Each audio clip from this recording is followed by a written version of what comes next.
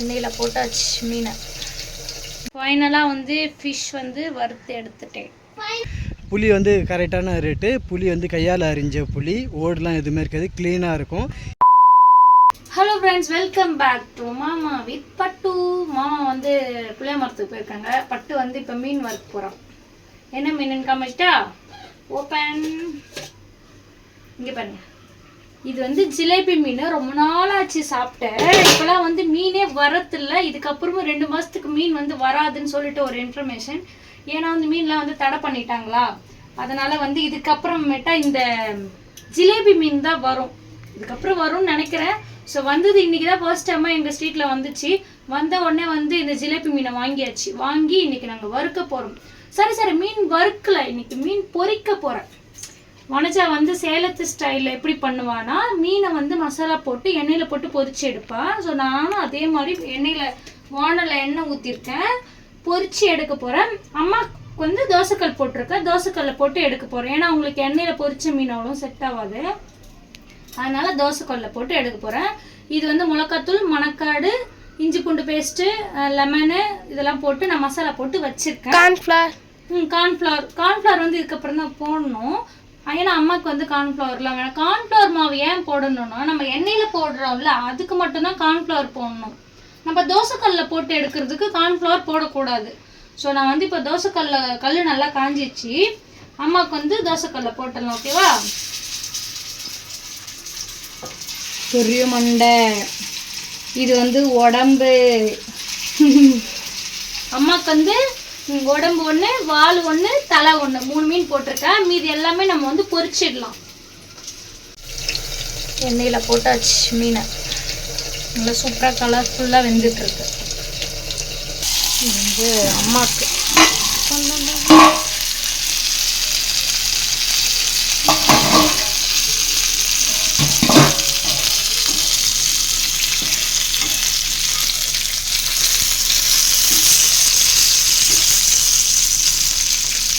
இது இந்த சைட்லலாம் வேகாது, அதனால் இப்படி தூக்கி நிற்க வச்சு நிற்க மாட்டேன். இப்படி நிற்க வச்சா இந்த பக்கம் அந்த பக்கம் எல்லா பக்கமும் வேகும்.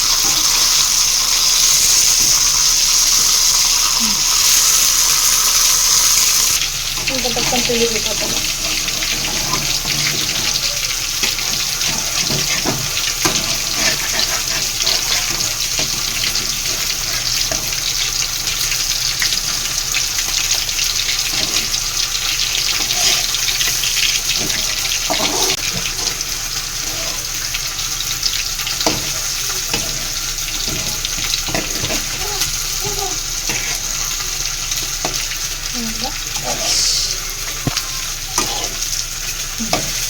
ஓய் ரோகன், சாப்பிட்டியா?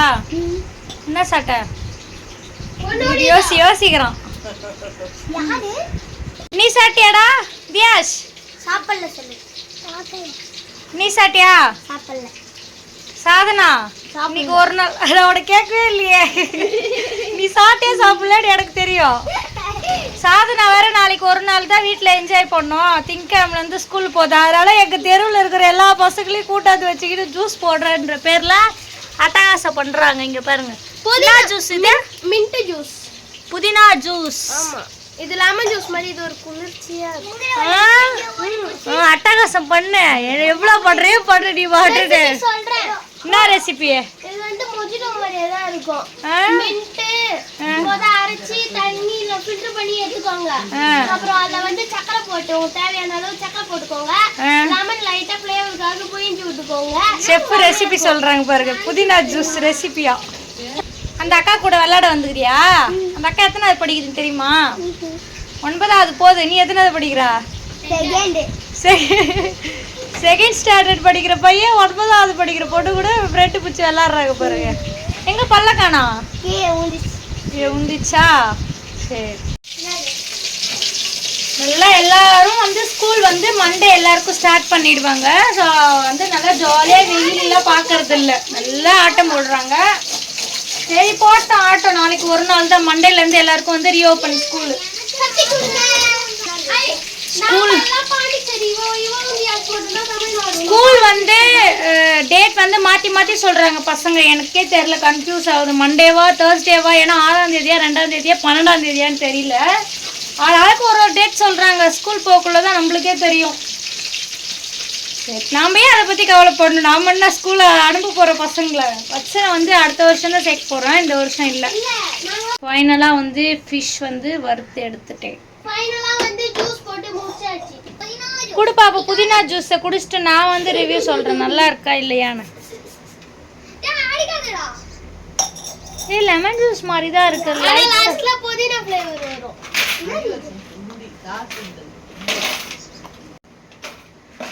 ஏ சூப்பரா இருக்கு. இது வந்து புதினா வந்து குளிர்ச்சி. புதினா வந்து குளிர்ச்சி. புதினா ஜூஸ் இப்போ நான் இப்போ இல்லை, இப்போ யாரும் குடிக்காதீங்க நீங்கள் யாரும். ஏன்னா இப்போ வந்து மழை வரும். மழை கிளைமேட்டில் புதினா ஜூஸ்லாம் குடிக்கக்கூடாது, ஓகேவா? ஏன்னா அது குளிர்ச்சி. செஃப் வந்து சொல்கிறாங்க, கேட்டுக்கோங்க. ஃப்ரெண்ட்ஸ், வட்சனுக்கு வந்து நாட்டுக்கோழி முட்டை வாங்கிட்டு வந்தேன்.